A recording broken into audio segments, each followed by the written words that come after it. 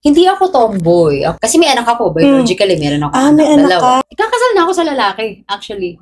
Nakausap nila yung daddy nila. Tapos tinanong ng panganay ko dun sa daddy niya na, Daddy, mas pogi pa sa'yo si Mommy. Jean Fernandez. Ano talaga yung real name ng isang Jean Fernandez? Josephine. Totoo? Josephine Cristel Fernandez. Bakit naging Jean? Hindi ko alam sa nanay ko. Siya nagtawag sa'yo? Jean, yung kuya ko Jojo, yung kapatid ko JR, yung bunso. So lahat kami J. So bata pa lang, tomboy ka na ba? Hindi. Kailan lang? Hindi ako tomboy. Ako ay bisexual. Kasi pag tomboy, di ba minsan sabihin, lesbian. So ngayon, alam mo ang identity mo is bisexual? Bisexual ako. Bisexual ako in a sense na hindi, pero hindi ako nagkakagusto na sa lalaki. At all. Kasi may anak ako. Biologically, meron ako may anak dalawa. ka. And babae ka nun? Babae ka pa? Oh, pero marami na rin naman nakakaalam kasi dun sa previous interview ko, sinabi ko na rin na in denial kasi ako matagal na panahon. Sarili mo? Oh, pati sa sarili ko. Parang nung time na yun na hindi ko siya matatanggap kung mag-e-end up ako bilang lesbian or bisexual. Parang gusto ko talagang maging straight. Pero yung nararamdaman ko kasi hindi eh. Yun yung sinasabi natin na hindi naman talaga natin pinili yung pagkatao meron tayo. Oo. Kasi sa naramdaman mo, nilalaban mo. Oo. Hanggang sa umabot ako sa point nung nakilala ko si Nam, ang na-feel ko ay, yung sinasabi lagi na love has no gender. Hindi na ako nag-isip kung ano yung magiging gender identity ko. Basta nung nagkagusto ako at natutunan ko mahalin si Nam, nag-stick na ako sa ganun. Sinusuportahan ko lahat ng LGBT.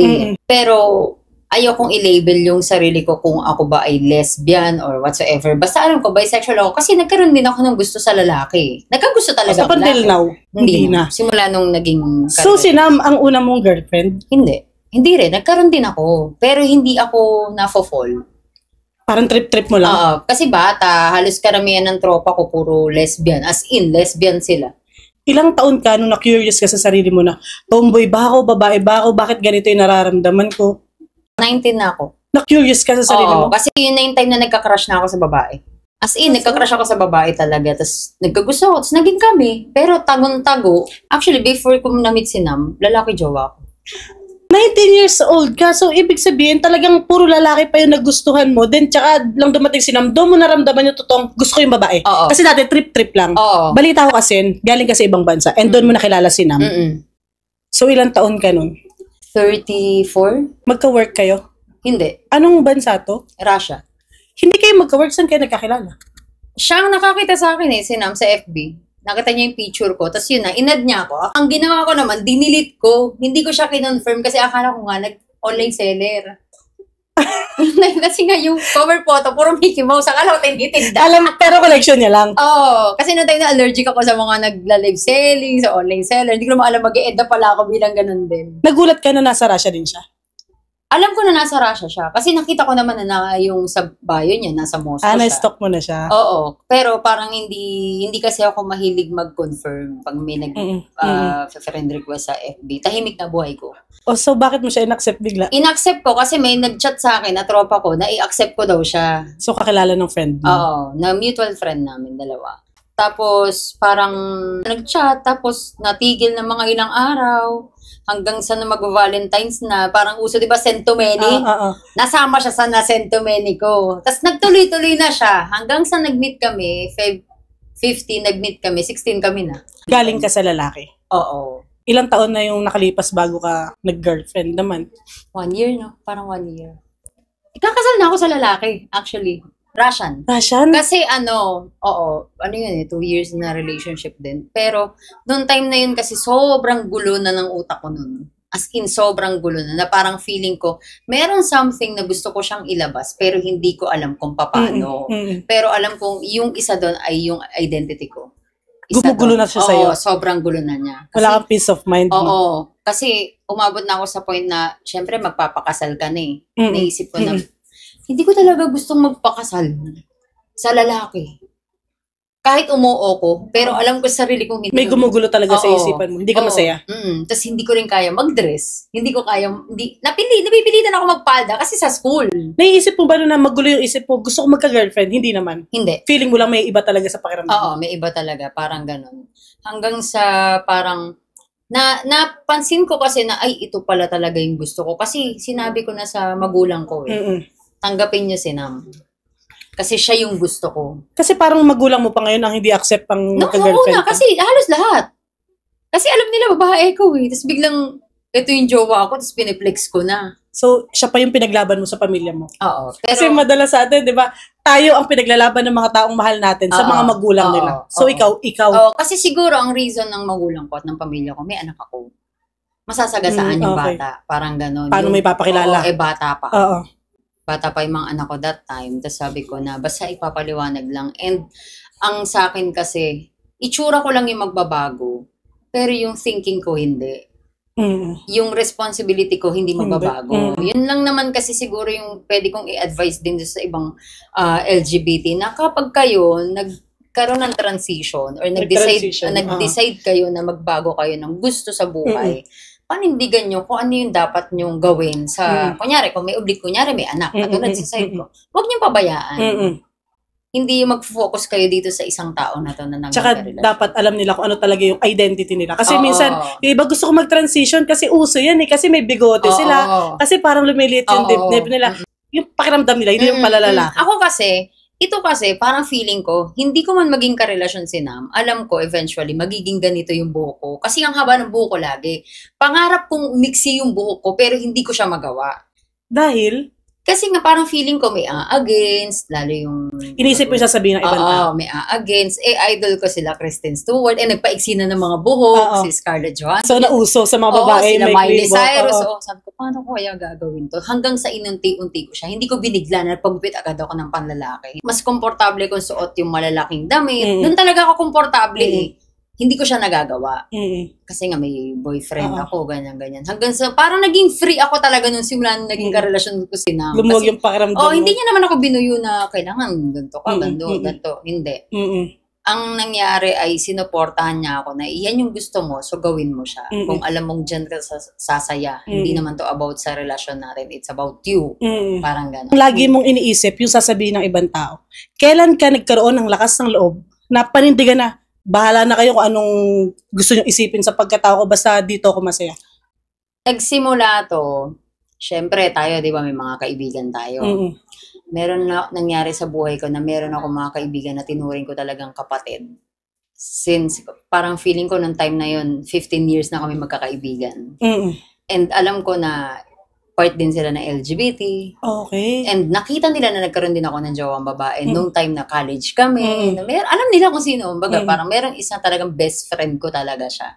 Na talagang halos nagkaanak na ako, nandun pa rin siya sa amin. Alam niya talagang buong lahat ng story ng buhay ko. Nung fineflex ko na si Nam sa social media, na talagang pinanindigan ko na ito na yung gusto ko.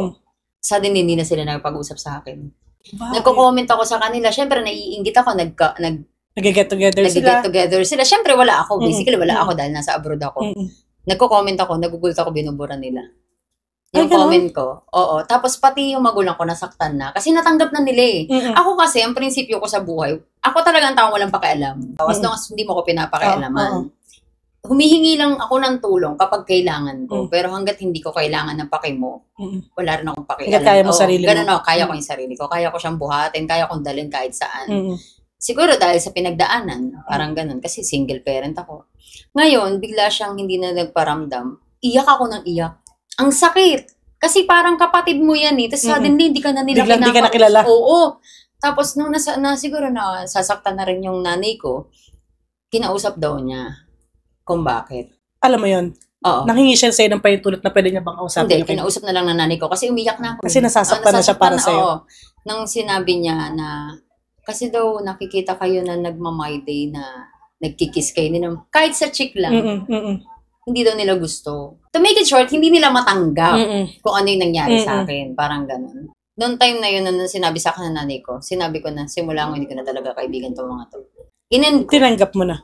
Oo. Tapos, pinanindigan ko na ito gusto ko Hindi ko na problema kung hindi niyo ako matanggap. Kasi unang-una, kayo yung unang-una kong ine-expect na tatanggap sa akin. Kasi, lalo na yung best friend ko, lesbian siya. So, dapat maiintindihan niya ako, diba? Yung pinakahuling dapat makaintindi sa akin, yung mga straight kong tropa, diba? Parang ganun. Pero hindi niya ako naiintindihan. Eh, baka naman gusto ka nung kaibigan mo na lesbian. Yun din yung sinasabi ng iba, pero hindi eh. Hindi talaga. Talagang kapatid ang turing namin sa isa't isa. Kasi diba matutuwa pa siya, uy bro, kasi bro na tayo ngayon. Una, nagko-comment pa siya lagi kay Nam sa mga post namin. Tapos suddenly, hindi na. After a few years, now open sa tropa namin kung willing akong patawarin, ganyan. Sabi ko, willing naman akong patawarin, pero para ibalik yung friendship, hindi ko na kaya. Kasi parang feeling ko yun na yung pinaka-biggest betrayal na natanggap ko sa buhay ko. Grabe, no? Nanggaling pa yung pinakamasakit talaga na pain na naranasan mo sa kaibigan, hindi sa pamilya mo. Yung pagtanggap, di ba? Dapat kaibigan mo yung unang makakaintindi sa'yo. Kasi di ba meron tayong parang minsan pinaniwalaan na mas mahirap ihiwalay yung sarili sa best friend kaysa sa jowa, di ba? Kaya hindi ko siya matanggap noong time na yun. Masakit talaga sa akin. Alam din naman parang 1 buwan, 2 buwan ako nagsasuffer emotionally dahil hindi ko siya magets kung bakit. Sabi nga nila, diba, baka may naririnig ang Diyos na pinag-uusapan na hindi mo alam. Exactly. Sobrang mahal mo talaga si Nam, no? Na parang mawala kayo lahat. Oo, mahal ko talaga yan, kahit gaganyan-ganyan yan. Napansin ko yun kasi nanonood ako ng videos nyo. Then, pag kami mga basher sa'yo, winawalang hiya mo lang. Ginagawa mo lang katatawanan. Pero pagka si Nam yung binabash, talagang sinasagot mo ng seryoso. Siguro doon sa tinagal-tagal kong nagti-TikTok, 1 beses ko lang nilabas yung anak ko tsaka si Nam, na kinuwento ko kung paano kami naging kami. Parang 1 beses lang nangyari. Sa akin kasi, di ba tayo, kung content creator tayo, okay lang sa atin tayo i-bash, wag lang yung family natin, di ba? Exactly. Kasi na may family namin.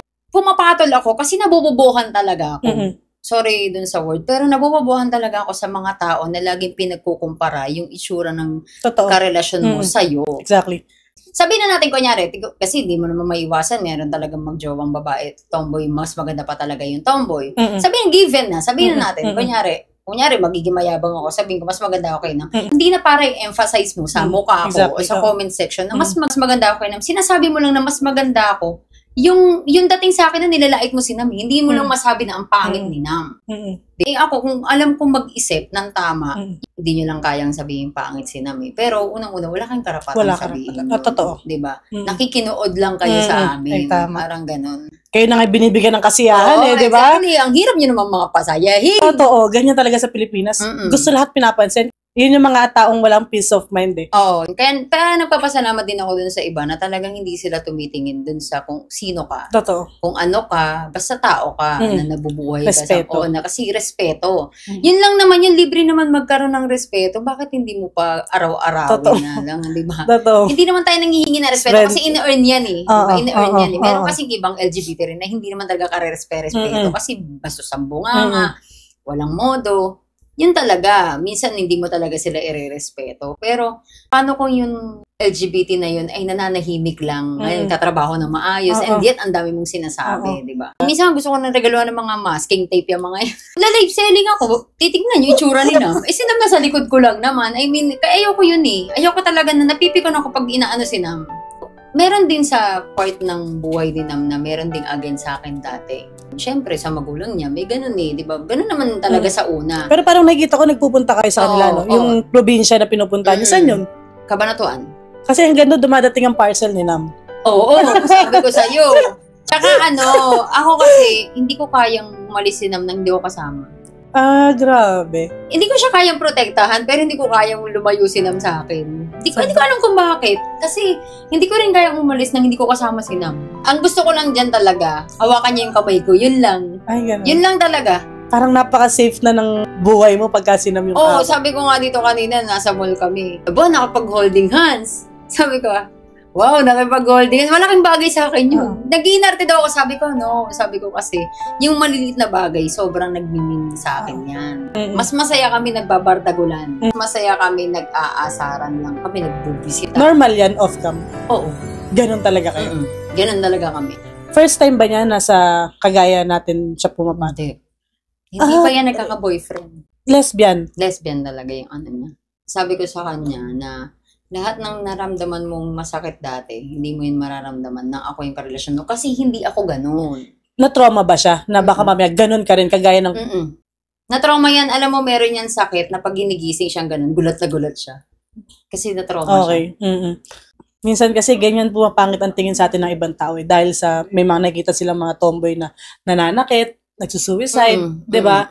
Iba-iba talaga kasi tayo pero sana hindi talaga nila lahat ng mga tao na yung mga tomboy lahat yan nananakit, yung mga tomboy lahat yan nagpapakamatay pag minsan nakakatakot yan mahalin kasi sobrang obsessed. Yun yung thinking nila eh. Ang tomboy nananakit, ang tomboy mas emotional pa sa babae, ang tomboy masyadong dominant. Ganun tingin nila kasi ang feeling nila, yung tomboy, lalaki yung feeling nila sa sarili nila. Pero hindi naman lahat ng tomboy ganun eh. May mga tomboy na feminine pa rin talaga. Mas soft pa nga sa mga girlfriend nila eh. Mag-isip, di ba mas isip bata pa nga. Mas pa-baby pa nga eh. Tayo pa nga minsan inaalagaan ng mga girlfriend natin. Sinam, sobra siya mag-alaga. I mean, hindi kasi ako ganun. Ewan ko ba kung bakit ako ganito. Masyado akong, isipin mo, 40 na ako. Pero naging masyado akong dependent kay Nam. Ikaw, nasasaktan ka pag binabash siya. Siya ba? Meron ka ba narinig sa kanya na, ni ang tawagan niya, di ba? Nasasaktan na ako sa ganito, tigil na tayo sa pagla-live selling, tigil na tayo sa paggawa ng content kasi masakit yung sinasabi nila. Meron bang ganun times? Meron nangyari niyan pero hindi sa Pilipinas. Sa Russia. Nung may nang-bash sa kanya, siya talaga yung binabash, pero napunta sa akin yung bashing, tapos dinamay anak ko. Okay. Doon siya nag-live na talagang galit na galit siya. As in, live niya, yung galit niya, nagmumura siya. Nagwala siya. Kasi ang sinasabi niya, okay lang kung ako yung tirahin niyo, wag si Jin. At lalo wag yung anak namin. Kasi anak niya na rin yun Wag yun yung mga anak namin. Kasi hindi to deserve ni Jin dahil si Jin tahit lang. Hindi kasi ako mapagpatol. Hindi ako mapagpatol sa totoong buhay. Ngayon lang ako natututong pumatol. Kasi parang feeling ko, deserve niya yun. Yung ganun treatment. Kasi kung binibigyan mo ko negative energy, bigay ko din sa'yo. Yes, bigay ko din sa'yo. Pero hindi para gumante. Para matuto ka kahit paano. Kasi hindi naman ako nagmamatalino. Na hindi lahat kagaya mo na parang tatahitahimik lang. Parang ganun. Pero, syempre, kung content, katulad niya, napapag-usapan, yung kunyari, kala nila under ko kay Nam. Hindi talaga ganun yung setup namin. Yun kasi yung click eh. Di ba? Syempre, character nyo na kinagiliwan ng tao. So, katulad ng pagiging magagalitin ko. Character ko yung kailangan ko siya i-maintain. Kaya nga di ba pag matino ako, usap ayaw nila. Sabi nila, magmura ka. Kasi doon ka na nila nakilala. Kasi doon na nila ako kilala. Yung, kunyari, sa pag-order ng parcel, katulad na in-explain ko na isang beses na nabash to ng todo, sinabi ko na, kasi nagagalit na sila kay Nam, nakala nila, totoo. Na-order talaga. Oo. Sinabi ko na, alam niyo bang ang pangarap ko sa totoong buhay, ma-scam ako ni Nam. Yun ang pangarap ko. Bakit? Hindi niya ako pwedeng iskamin. Kasi yung pera niya, pera ko din yun. Yung pera ko, pera niya. Isa na kayo ng income. Dahil di ba isa na income namin? Ang source of income namin. Kung tutuusin, di ba, FB ko yan. May FB ako sarili. Monetized ako. Monetized na din siya. Pero yung pera na yun, para yun sa amin. Pero hindi na namin yung hindi kayo nagbibilangan ng gastos? Hindi.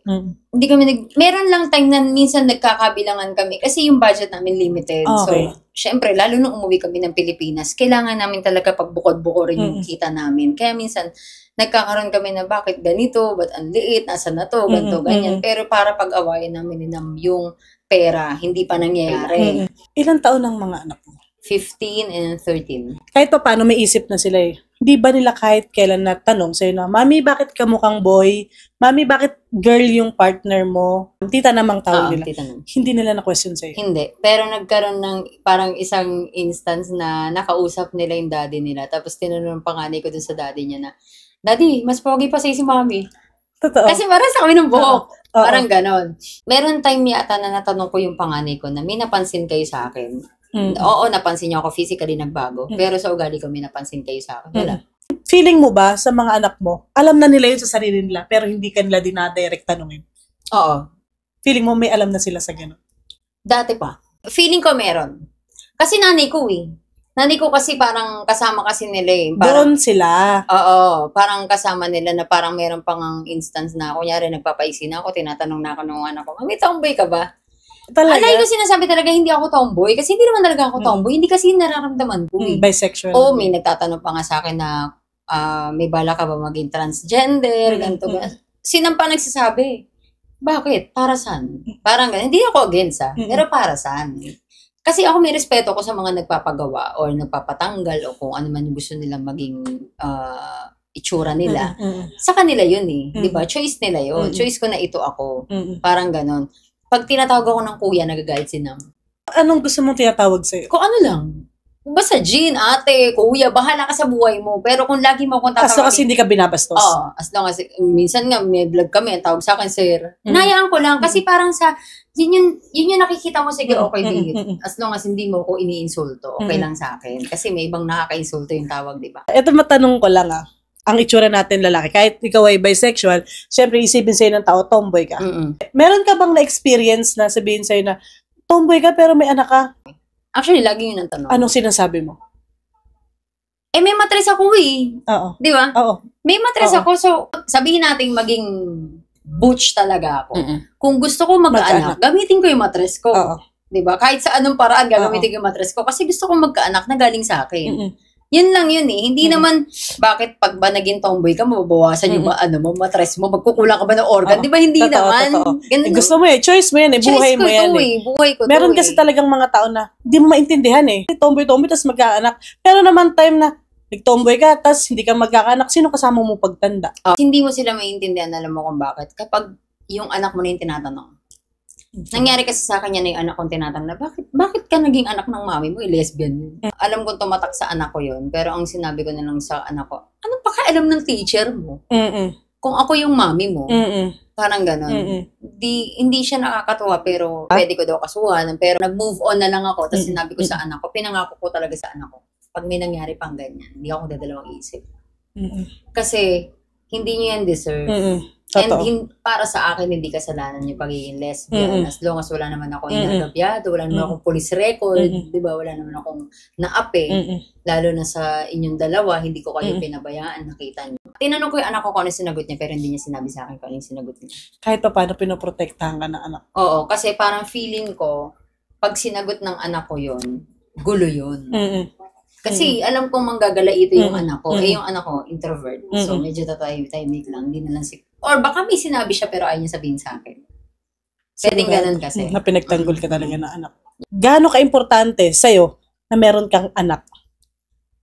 Sa akin Ito sa akin muna Sobrang importante sa akin nang meron akong anak. Dahil parang, alam ko kasi na ako ay nilikha bilang babae. Oo. Yung anak ko, blessing yan ibinigay sa akin yan. Pagpalagay na nating noong time na yon babae ko, may jowa ako. Yung naging jowa ko naman, siya naman yung naging daddy ng anak ko, ng dalawang anak ko na yon. Kunyari, umabot ako sa point na, katulad mo, yung talagang babaeng gusto mo. Tapos, isang iglap, nagkaroon ka ng gusto sa lalaki. Nagkaanak ka. Itatakwil mo ba yung anak mo? Di ba hindi? Blessing yun. Ako kasi, tinignan ko siya bilang blessing. Yun talaga, yun ang pinaka-greatest blessing na natanggap ko sa buhay ko. And nung time na yung bago ko magkaanak, wala akong ginawa kundi uminom ng alak. As in, parang walang patutunguhan yung buhay ko, pero hindi naman ako umabot sa pagdadrugs.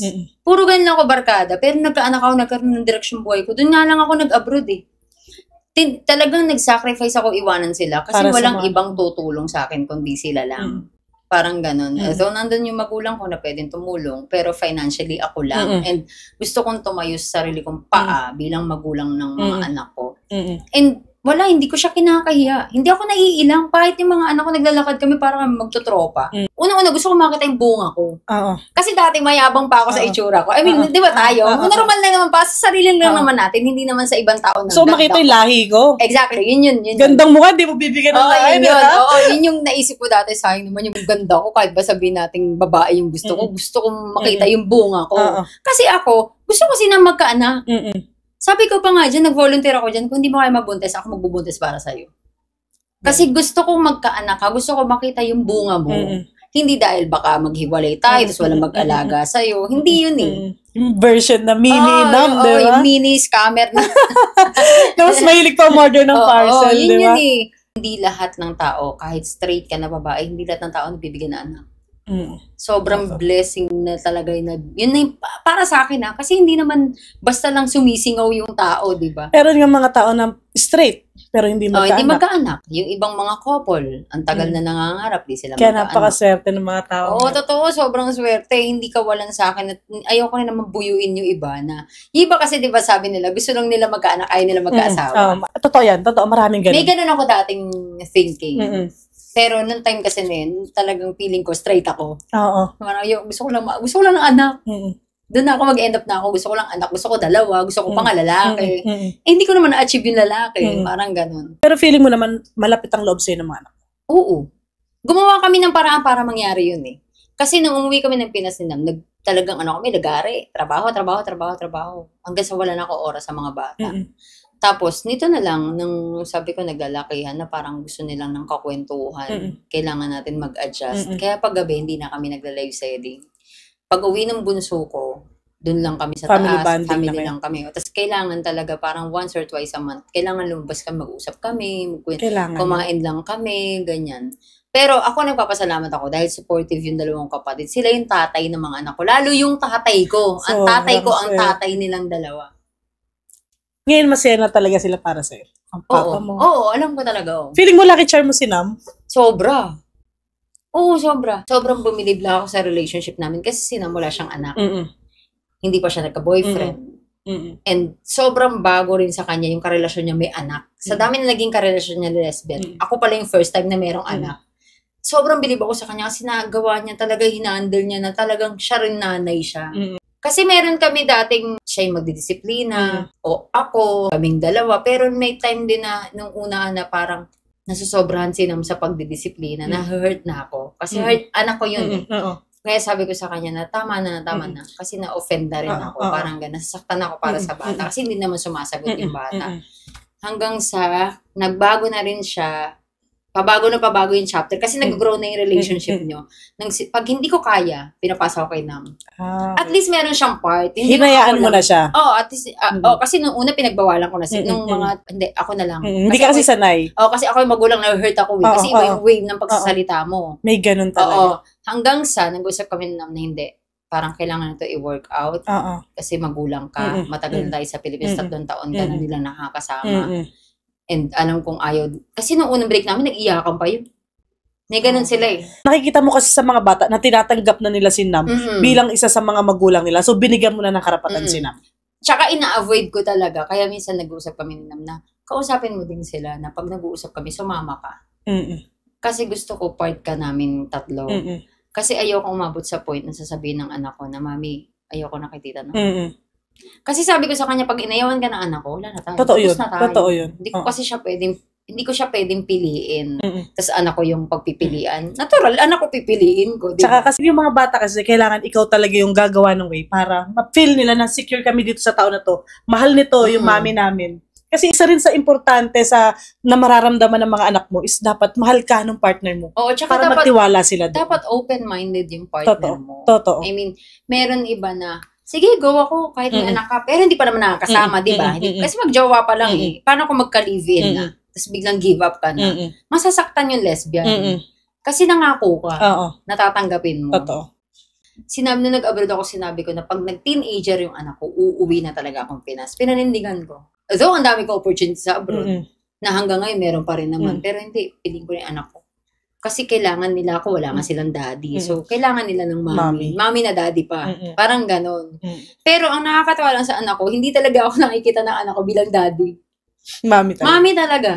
As in, pero pagdating sa mga, kunyari, damit, sinam. Okay. Doon na napapakinabangan kasi wala akong silbi doon. Wala akong silbi. Sa pag-makeup sa wala akong silbi. Sa ibang bagay. Si tita naman kasundo nila doon. Kunyari, order ng damit. Mami, kailangan damit. Sabi mo sa tita na. Okay. Doon sila nagkakasundo. Oo.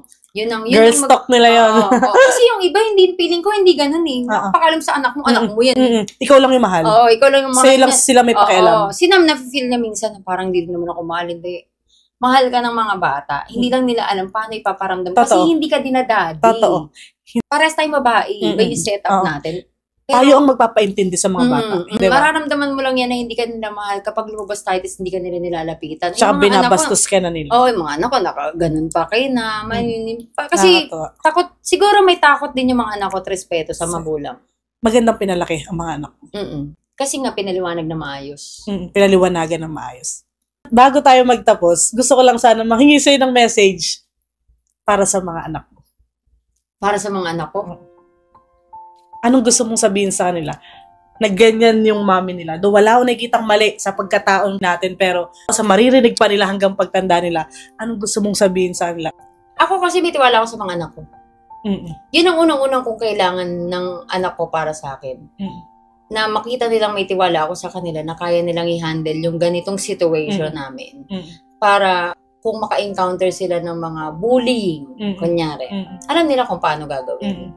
Kasi kung hindi ko sasabihin sa kanila at mananahimik lang ako na, tanggapin nyo na lang, nanay nyo ako wala silang maiintindihan. Eventually, lalaki sila, tatanda sila na, wala, mami ko, tomboy. Kailangan may paliwanag. Oo, yun lang. Tomboy lang mami ko, shota niya si tita nam. Shota. Diba? Ayoko naman kasi yung gano'n. Ma-offend talaga ako pag gano'n. Gusto ko na sabihin sa mga anak ko na, alam ko masaya sila. Kung ano yung pinagdadaanan namin ngayon, kung ano yung natatamasa namin ngayon. Hindi man financial, hindi naman kami mayaman. Pero, alam ng mga anak ko kung gano'n ako supportive. Sa kanila, lahat talaga. Lahat. Wag lang mali.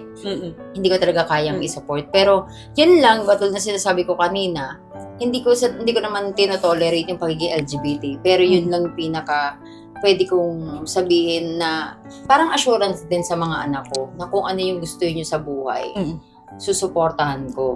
Kung mag-e-end up kayo bilang LGBT, kasi alam ko magiging question din sa kanila and eventually. Na magiging curious sila. Kaya ka naging LGBT kasi LGBT nanay mo eh. Totoo. Tapos ako pa yung magko-complain.